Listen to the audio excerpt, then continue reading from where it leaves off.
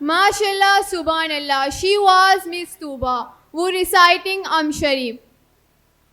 We cordially welcome Sir Shakil Ahmed and Sir Abdullah. Thanks for your kind arrival. हम sir Shakeel Ahmad और sir Abdullah को दिल की अता गहराइयों से खुशामदीन कहते हैं। जिस महफिल में हम दो सना के बाद शान मोहम्मद सल्लल्लाहु अलैहि वसल्लम बयान ना की जाए तो वो महफिल अधूरी रह जाती हैं, और हम मुसलमानों की रवायत है कि हम दो सना के बाद शान मोहम्मद सल्लल्लाहु अलैहि वसल्लम बयान करते हैं। नाज शरीफ के लिए मैं दावत देती हूँ मिस फरीसा को। Please welcome her with your clapping.